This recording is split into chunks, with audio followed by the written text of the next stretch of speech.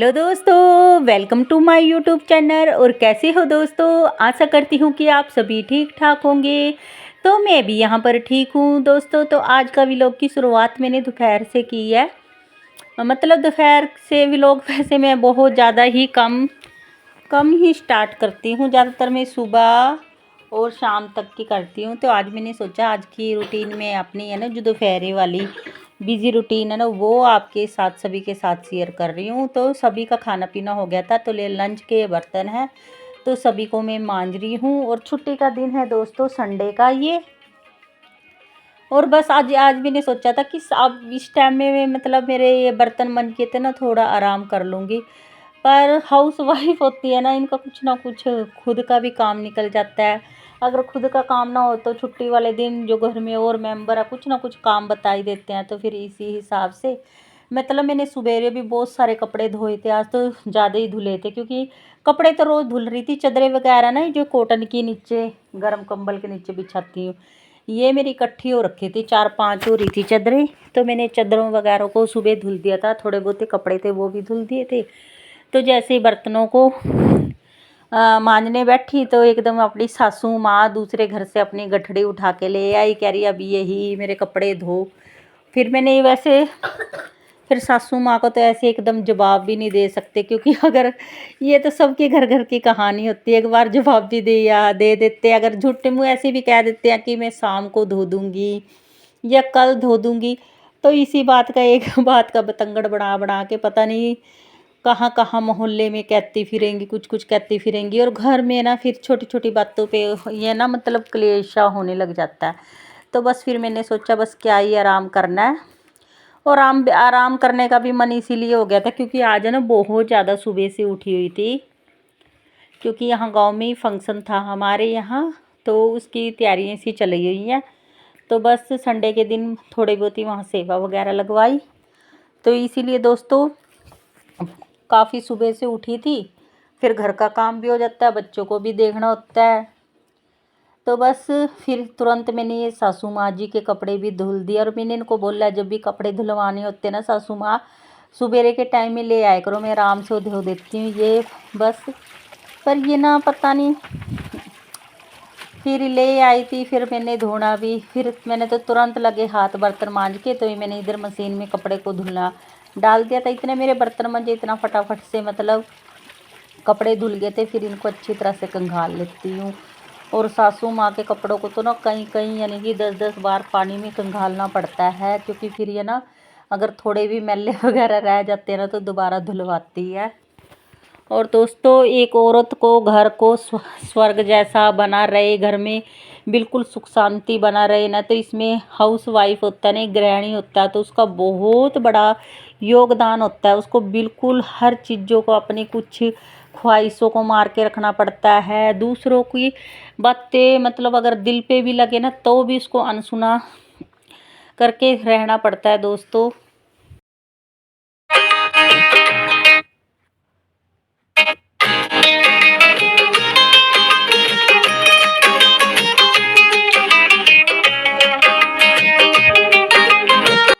और तभी तो कहा जाता है, ये कहावत बिल्कुल ही सत्य है कि ये घर को स्वर्ग और नरक बनाना एक औरत के हाथ में ही है। औरत अगर घर में सब कुछ सह के चुपचाप घर में रहे तो इससे घर में सुख शांति रहती है। घर में सुख शांति रहती है तो घर भी स्वर्ग जैसा रहता है। वहीं अगर औरत छोटी छोटी बातों को बतंगड़ बना के घर में क्लेश करे तो वही घर मतलब घर तो होता है पर नरक जैसा होता है दोस्तों। तो इसीलिए घर को स्वर्ग और नरक बनाना एक औरत के हाथ में होता है। तो सारे कपड़े जो मेरे वाले धुले हुए थे, मैंने सुबह के टाइम में धुले थे, वो सारे मेरे सूख गए थे सारे। मैंने यहीं पे काफ़ी अच्छी धूप आ जाती है, यहीं पे दीवार पे सूखना इनको डाल देती हूँ। और बस सारे सूख गए थे, अब इनको ले जाके अंदर रख दूँगी। और साथ ही साथ फिर इनको मैं तय भी लगे हाथ कर ही दूँगी। इतना सासू माँ के जो कपड़े हैं वो मशीन में ड्रायर हो गए थे, इतना मैं उनको सबको यहीं पे सूखना डाल दूँगी। वैसे भी अभी धूप है और मशीन में ड्रायर हो गए हैं। ये भी जब तक मेरा और शाम तक का काम स्टार्ट होएगा, यानी कि शाम का खाना पीने की तैयारी का काम होएगा, तो ये भी सूख जाएंगे। फिर इनको भी तय करके मैं सासू माँ को दे आऊँगी।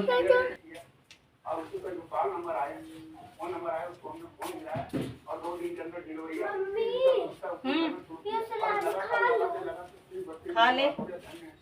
हमको परमात्मा के उसमें कोई ना कोई ऐसी चीज प्राप्त हुई है जो परमात्मा ने भेजा है, उससे हमको इतना आराम मिला, इतना रिलैक्स हुआ। तो 25 दिन के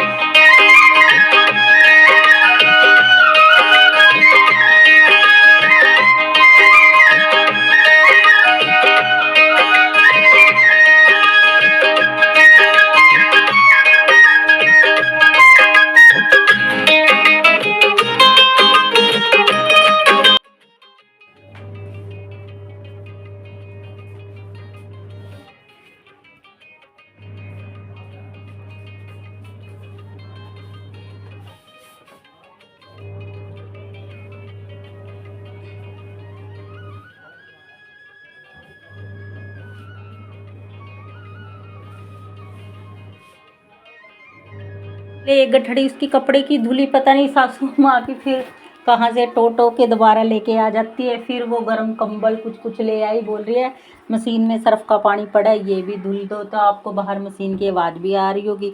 फिर वो कपड़े भी मैंने डाल दिए थे उसके धुलने के लिए, और बस जो मेरे कपड़े थे फिर इनको भी लगे हाथ, मैंने सोचा तय करके रख लेती हूँ। और यही बात अगर सासू माँ गैर टाइम कपड़े धोने को ना बोलती तो थोड़ा बहुत मेरे को आराम करने को मिल ही जाता।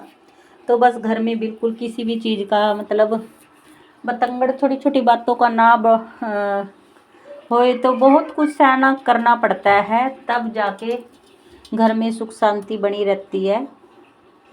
तो दोस्तों लगे हाथ मैंने जो भी अपने कपड़े थे इनको सारे को तय करके ना और इनको उनकी जगह पे रख दूंगी, क्योंकि फिर कपड़ों से ही फैला हुआ है। अगर इसको मैं सोफे पे रख देती फैले, हाँ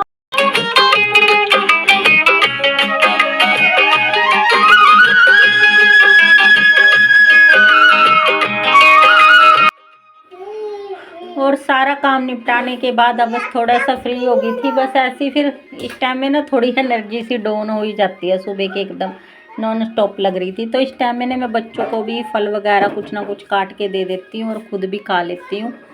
बस अब सोच रही थी, बस दीपांशी बोल रही थी कि पपीता दे दो काट के, तो बस वही मैं इसके लिए कट कर रही हूँ।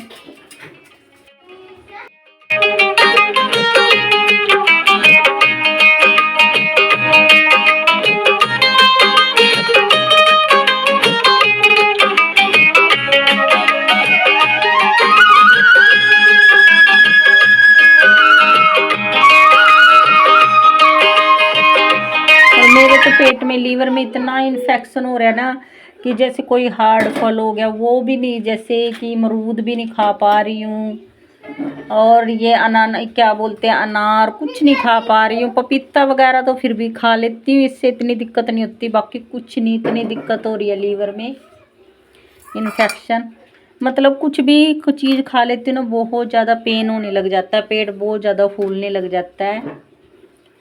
पता नहीं लीवर का क्या तो इलाज होएगा, इतनी दवाइयाँ खा खा के बहुत ज़्यादा परेशान हो गई हूँ।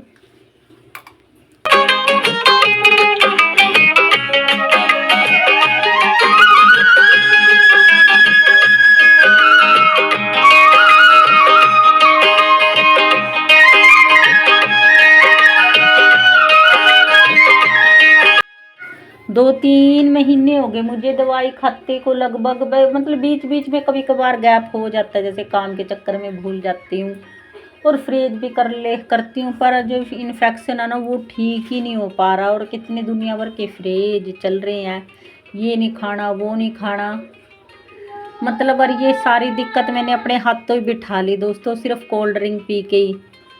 कोल्ड ड्रिंक का मुझे बहुत ज़्यादा शौक था यहाँ पे पीने का, तब से मेरी इतनी दिक्कत होगी ना। बस दोस्तों आप भी ये इसका शौकीन कभी मत बनना, क्योंकि अगर शरीर स्वस्थ है ना तो सब कुछ स्वस्थ है। पहला सुख निरोगी काया, क्योंकि अगर हमारा शरीर ठीक है ना तो सब हमारे साथ है। अगर हमारा शरीर ठीक नहीं है ना तो कोई भी ठीक नहीं है। जैसे अभी मुझे पेट की इतनी प्रॉब्लम रहती है ना, इतनी दिक्कत रहती है, मुझे ही पता है मुझे घर का काम किस तरह से निपटाना पड़ता है किस तरह से नहीं। और फिर दोस्तों बिल्कुल हाउस वाइफ से फिर ऐसे लेटा भी नहीं जाता कि कब तक ऐसे लेट के कोई खाए कोई बनाए। कितना हस्बैंड बाहर से पकाया खाना लेके आते हैं, जब ज़्यादा ही दिक्कत हो जाती है फिर उससे तो और इन्फेक्शन बढ़ने का डर रहता है। और सास भी बहुत ज़्यादा ही बुजुर्ग है, मतलब है 78-77 साल की।